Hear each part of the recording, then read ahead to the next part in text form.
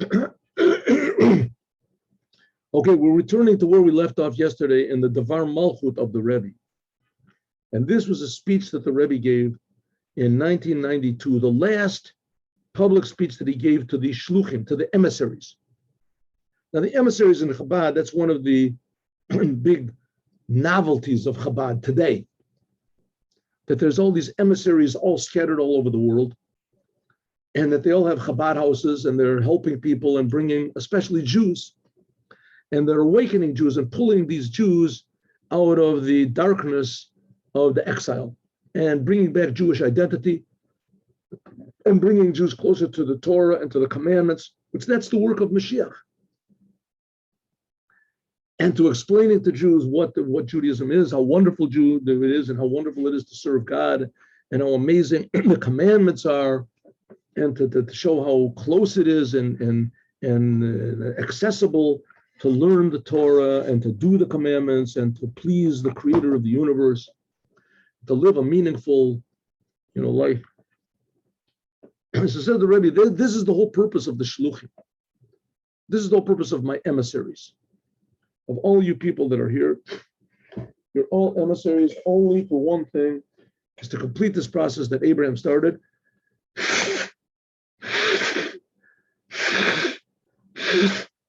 Namely, that the whole entire world should recognize that there's a creator who's creating them. And every human being will see that they're being created by the creator, that nobody's here by accident, and that they're here for a purpose. Every human being, and that everybody's important, and nobody is dispensable, and the more people there are here, the better. And that every moment is important, and every moment is precious, and etc. That's what Mashiach is going to be revealed. So he said, when did this whole business start? If you want to call it the marriage between God and the world, right? God exists, the world exists, but marriage is a happy thing. What's so happy about a marriage? The two people who lived before, they're just coming together, right? There's no big deal. They're coming together, they're doing that, and a natural thing. Animals have reproductive, procreation, what's it called? Animals and birds and bugs and things like that. So humans do it such a big deal. Says the Rebbe, yeah, but if Jews have a different purpose than bugs and animals and things like this. So Jews have a job to make the world a better place, to make the world a holy place, like we said, to educate the whole world. And the more Jews there are, then the more chance the rest of the world will realize how important their lives are to the Creator. So where did this whole business of Judaism start off, and the marriage of Jews and the marriage causing the marriage of God with the whole entire world and the revelation of God? When did it start off? It started with Yitzchak and Rivka. Yitzchak and Rivka, they were the first Jewish couple to get married. Abraham and married Sarah before he was made this covenant with God. So Yitzchak was the first person that was born a Jew, right? He was born from Rivka, and he was born after Abraham was circumcised. Remember, we learned that last week, that Yishmael was born before Abraham was circumcised. As a result, he was not born from Abraham. He was born from Avram. Never says anywhere in the Torah that Yishmael's father was Avraham, only Avram. First person who was actually the son of Avraham, the first Jew, was Yitzchak. And now Yitzchak is going to get married. He's going to get married to Rivka, which Rivka is a direct relative of Abraham and of Yitzchak also. And they're going to establish the Jewish people. Says the Rebbe, this is a Kabbalistic thing also. According to this, we can understand a very amazing thing.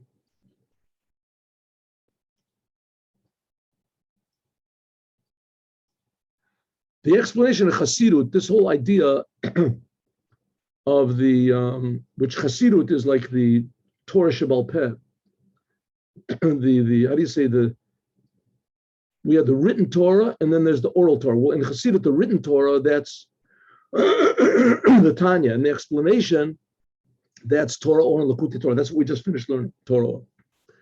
This whole explanation of the marriage of Yitzchak and Rivka and how Eliezer went, it's not explained here in our Torah portion, right? If you look in the Torah portion, it didn't explain this whole idea of the marriage. It talks about Yitzchak going out and getting and talking in the field. That's what we're learning now. And before we were learning about the cave of Machpelah, what it is, the 12 loaves of bread, but it doesn't talk about this wonderful subject of Yitzchak and Rivka getting married. Where is it mentioned? It's mentioned at the end, near the end of the second book of explanations of the in Chassidut called Likutei Torah. And it's in the end, in Parshat Bracha, right before the Song of Songs. Okay, look, why is it written over there? And in the end of all the explanations of the Torah, all of a sudden it stuck this thing about explaining the main topic of this week's Torah portion, which this week's Torah portion is, we read this like almost a year before we'll get to that Torah portion that's explained in that second book. So why did they move it from here and stick it over there? Says the Rebbe, I'll tell you why. And this is hinted at, Shashlichut shel Eliezer, that this whole idea that Eliezer, Abraham's servant, was sent, L'poel Nesu Yitzchak, to bring about the marriage of Yitzchak and Rivka. And this is a Kabbalistic thing, which is called unifying Ma and Ban. Do you remember last week we read, and also this week we read about a little bit about Ban. We said that the 12 loaves of bread are the two hays which are in the name Ban. Well, Ma and Ban, this is different ways of filling up the letters of God's name phonetically. God's name is Yud, and then Hey, and then Vav, and then Hey. If you add that up together, that's 26. But if you fill up the letters phonetically, for instance, Yud, you spell Yud, Vav, Dalid. So now it's not 10 anymore. No, it's Vav and Dalid that you filled it up with. That's another 10. So it's 20. And so also you can fill up the letters of God's name phonetically in different ways. That one is the numerical value of 45, and the other is the numerical value of 52. Well, 52, this name Ban, this Kabbalistically is the aspect of God that want to call creates the world, physical, makes the physical. And this aspect of Ma, this is the aspect of God that creates the spiritual. Right? In a simple way. So this Ma, if you want to call it, this is the masculine aspect of God, which comes from above to below. That's creating the spiritual, like the soul. And Ban, that's the feminine aspect of God, but that creates the physical. That creates the physical, like the body is the receptacle for the soul. And the world is the receptacle, it's Mother Earth. That's this name Ban. So this Ma represents Yitzchak. And Ban, that represents Rivka. So these are two aspects of God, spiritual and physical. The job of the Jews is really to unify them both, to show how the whole reason for the spiritual is just to be in the physical, but to reveal the spiritual meaning inside of all the physical. And also to show that the physical in some ways is higher than the spiritual. That's the unifying of both of them. This will only be accomplished in the future redemption. Only Moshiach will reveal that unify the spiritual and the physical and the spiritual together, to show how important this physical world is, the importance, that's the spirituality of it. Right? And to show that the whole reason that there is spiritual is only to create this physical world. The physical is actually higher than the spiritual. We just finished learning about it. This began with the marriage of Yitzchak, who represents this aspect of God, Ma, spiritual, and Rivka, that represents this aspect of God, which is called Ban, which is physical. This is the whole point of Mashiach. He shleimut v'tachlit shel kol inyani avoda. This is the whole purpose of serving God, to reveal how wonderful and holy this world is, physical world, not to send everybody up to heaven. That's the other religions. That's false religions. True dat emet, the true religion, is to show how important this physical world is, that this physical world is created by God with tremendous intention, and this is where God wants to be revealed. When would this start? With the unity of Yitzchak and Rivka. Therefore, it's explained at the very end of this two main books of Chabad, Lakuti Torah. And afterwards we come to the Derushim in this book of Lakuti Torah. Then afterwards comes to the explanations of the Song of Songs, which the Song of Songs is 8 chapters. I advise everybody to read it in English, which you won't understand the word. It seems like this very strange love song between, who knows, King Solomon and somebody, but it's not. It's a love song between God and the Jewish people and God. That the whole purpose of this book, the Song of Songs, is Shlemut Anisuim, the complete marriage and the unity of the Jewish people, namely the Jewish people as they are, souls and bodies, with God. That's the marriage, that's the love song. Shir Hashem, the Song of Songs, is talking about the love relationship between God and the Jews and God, building the temple, receiving the Torah at Mount Sinai, getting out of Egypt, the Jews sinning, God's looking for them, they're looking for God, they're searching and kissing, hugging. Shlemut Shel Yichud, this is the completion of the unity of this aspect of God called Ma, and which is spiritual, and Ban, which is physical. Kafi sheyeh, like it will be in the future redemption. Then we'll see the truth that God is one. There's no, spiritual is not separate from the physical. Then we'll see it. Well, the Hosif, then we can add on Shebetchila Sefer Lakuti Torah, in the beginning of this book Lakuti Torah. But we just finished learning this book Lakuti Torah, my morning from it, before Rosh Hashanah. Rosh Hashanah, we finished. Right? I went to the Rebbe, and then now we're starting again.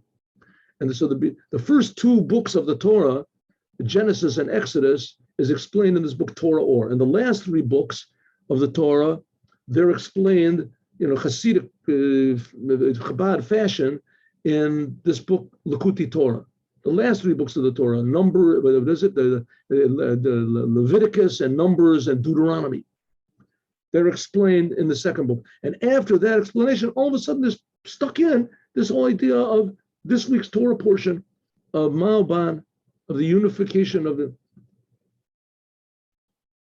In the beginning of this book, Lakuti Torah, which that's the book of Leviticus, explains the book of Leviticus, that's where it begins, is explained this idea of Shlichut L'mayla. In the beginning of this book, it's explained the whole idea that all the Jewish people are messengers of God. That's the whole idea of the Holy Temple. And God is called the upper man. And the Jews are created in God's image. That God, and every human being is created in God's image, but the Jews are called the sons of God. God sent the Jewish people souls in bodies, in a physical body, in order that they should do the purpose of God, the mission of God in the world. Yeshlom, we can say, Shezeh, Shedavar Zed, this is explained in the beginning of the book Lakuti Torah, the whole idea of that we are emissaries, and that's the whole idea of the Holy Temple. This hints at that the beginning of the service of man is to know that he is an emissary, a representative, a messenger of the upper man, of God.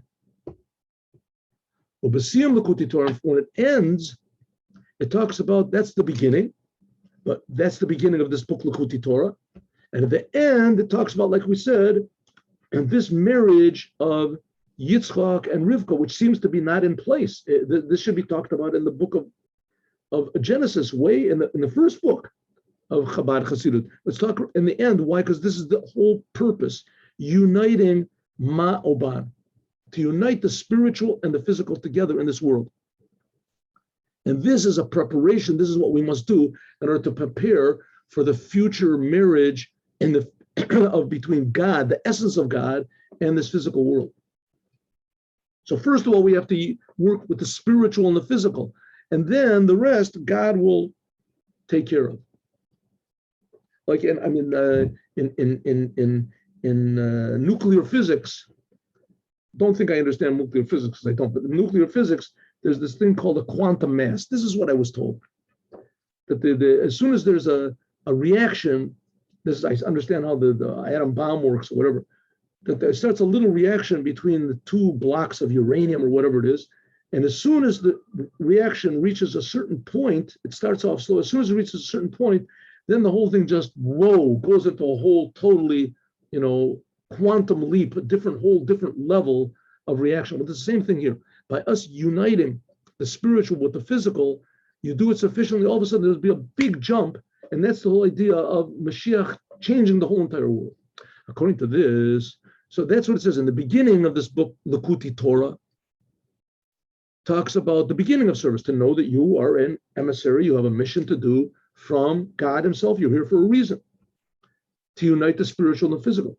The end of the book talks about how the spiritual and the physical will really be united, and that is a preparation for the revelation, for this explosion of good and love and meaning and blessing and holiness in the whole entire world. According to this, we can understand why the Mashiach is also called a shliach. Remember, we saw it before that Moses at the burning bush, that he said to God, why send me? Send the Mashiach. And how did he say? Shalach na biyad teshalach. That Moses said, send whoever you want to send. And there's a Mashiach is someone that God sends in the world, right? Should represent you, whoever you want to represent. That's what, send another representative. Moses was saying, don't send me, send another representative. Shaliach. Moses was hinting at that he wanted God to make him the Mashiach. That he would be Mashiach, and he would, but the Rebbe said, how could that possibly be? I mean, Mashiach has to come from the tribe of Judah, Yehuda. He has to be a direct descendant of King David. And Moses certainly was not. Moses was from the tribe of Levi. So it says, but from this we know that the Mashiach is a shliach. The Mashiach is a representative. He's a messenger, a proxy, what do you want to call it? An ambassador of God. She'al Yado, that by means of the Mashiach, Nifelet is brought about, Shleimut Inyan Shlichut. The ultimate purpose and the ultimate example of what an emissary is.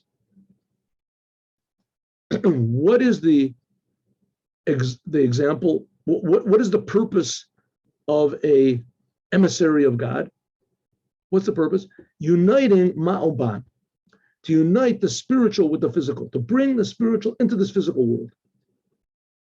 Sheichel b'shlichus Eliezer, this began with Eliezer, Abraham's servant, bringing about the marriage of Yitzchak and Rivka. The shlichus of God to bring the future redemption that then will be the complete unity of the soul with the body. The Jewish people and God will be totally one. That's the whole idea of the Holy Temple, where the third temple says will be built by God. And this will be revealed even in the physical world. Shleimus Agilish Elokut, the highest level of revelation of God in this physical world. And like we just finished learning in Torah Or, that the lower God is revealed, that's a higher aspect of God. So the lowest thing that was in God's mind first. But often the whole entire world will become a dwelling for God in this physical world. According to this, we can understand why there is in the Mashiach himself. The Mashiach himself is just an emissary. Because the Mashiach mitbateh, something like Eliezer was, that in this is expressed, is brought about, the unity and the joining of these two seeming opposites, spiritual and physical, Ma uban, Yitzchak and Rivka.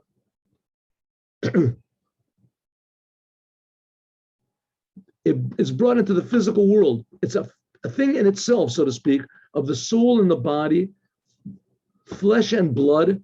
Like the Rambam says, that Mashiach is going to have to be a physical person. A human being is going to have to come from the house of King David. He's going to be a person that learns Torah all the time, and he does the commandments just like King David did. And he'll fight the battles of God. Anything that comes to destroy Judaism, he'll fight against. He'll fight against the missionaries. He'll fight against the atheists. He'll fight against the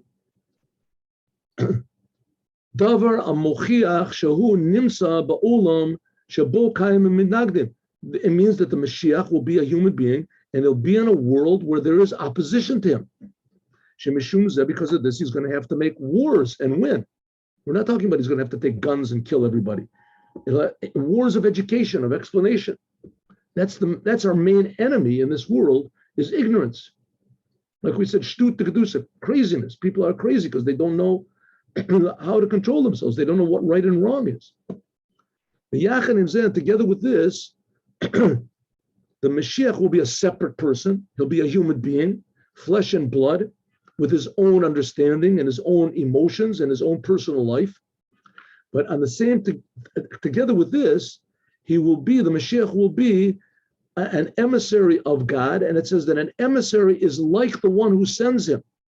Shlucho shel Adam kamoto mamish. That he is like God.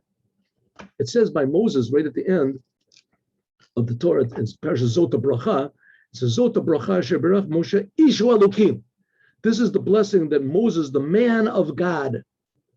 So, but it doesn't say the man of God. It says man God. So there's a medrash that says that the upper part of Moses was God, and the lower part of Moses was a man.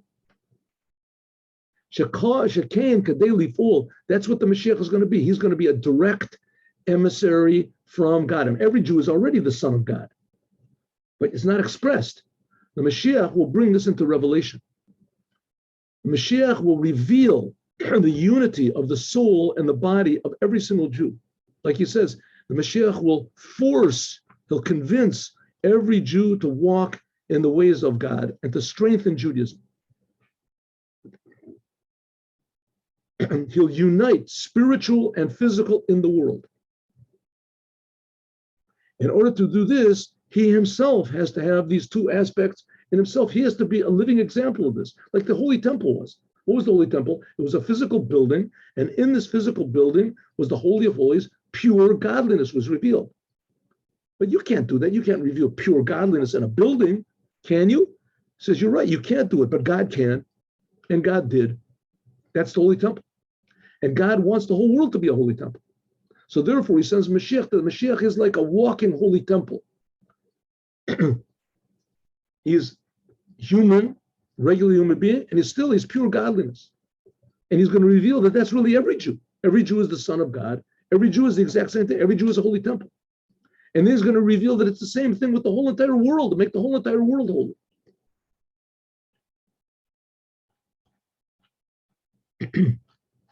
See if we can do this. Okay, ready?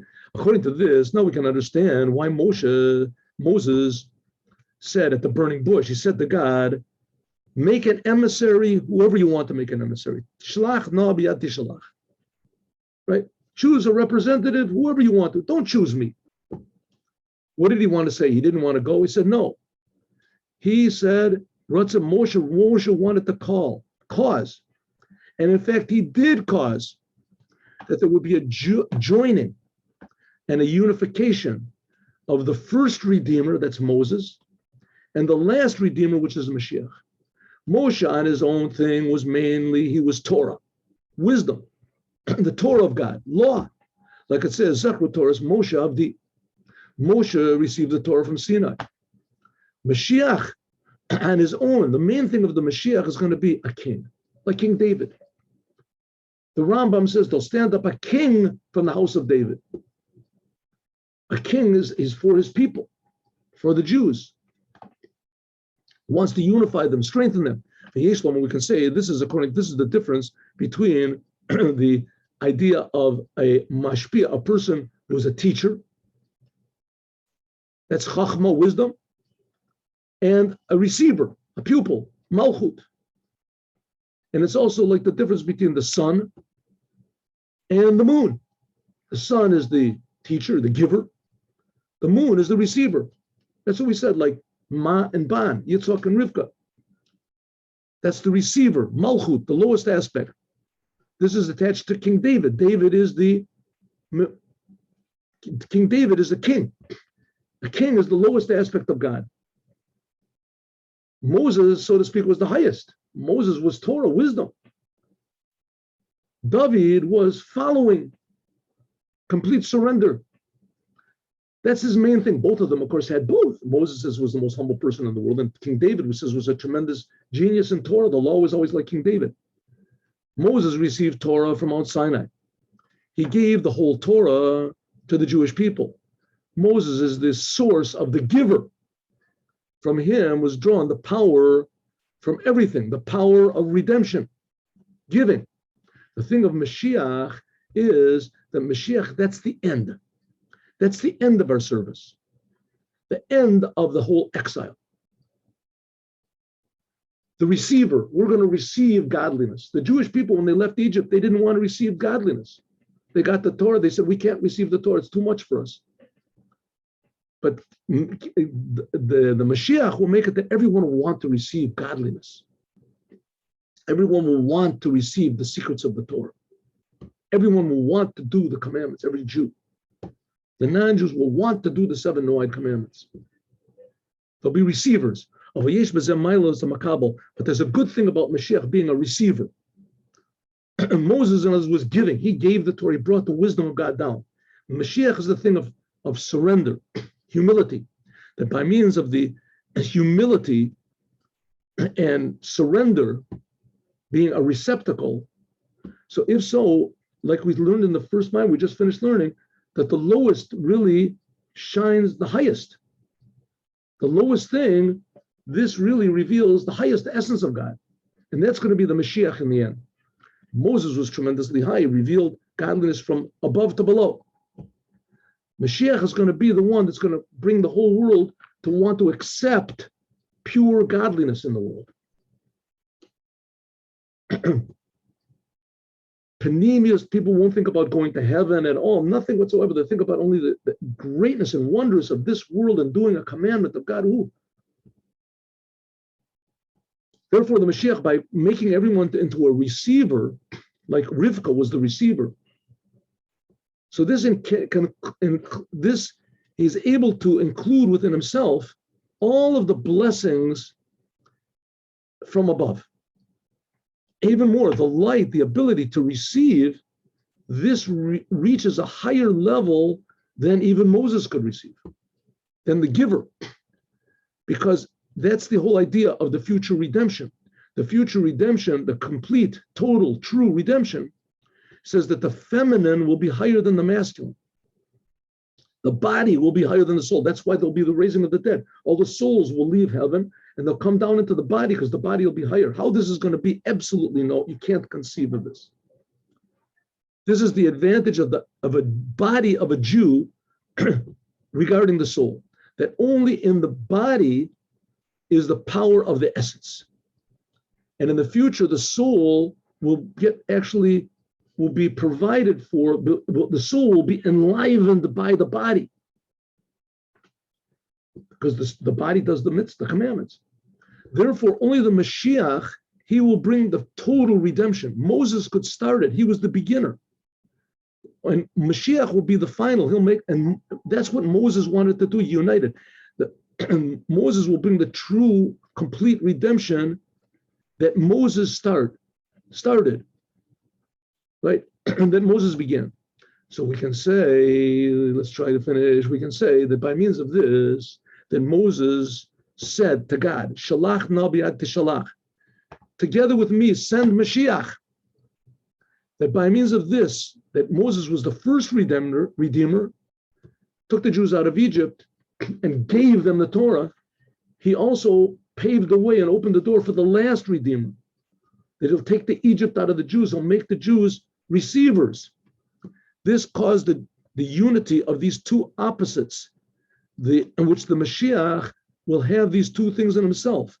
In addition to the fact that the Mashiach will be a king, and he'll teach everyone to be humble, he'll also be a Rav, he'll also be a teacher.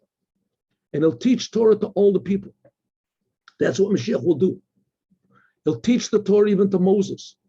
He'll teach the Torah even to Abraham, Yitzchak, and Yaakov. like it says, Vayibi Yeshua Melech.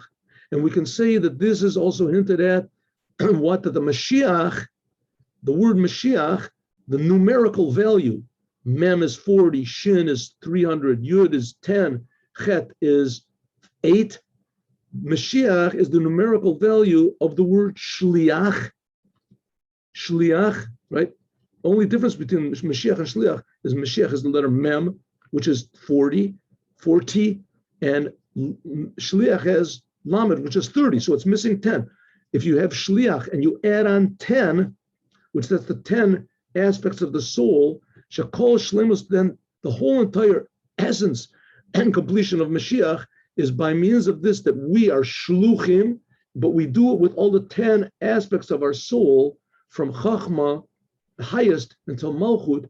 This is what's going to bring Mashiach actually now. Now let's learn Yom Yom.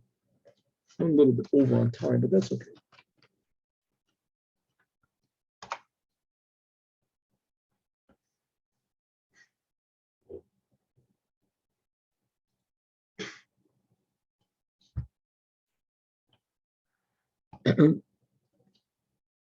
There's a special emphasis in Judaism on prayer. The word for prayer in Yiddish is called davening. The main thing of this idea of prayer, from the prayer book. Now, the prayer book is, a lot of it is the Psalms of King David, the first part, but the words of the prayer book are organized according to the deepest principles of Kabbalah. And this is supposed to activate all the aspects of your soul. Like we just finished learning that Shliach with 10, the 10 aspects of your soul is Mashiach. The service of praying to God, this brings comprehension of the brain and the emotional sensitivity of the heart. And it joins them together to the service of doing the commandments.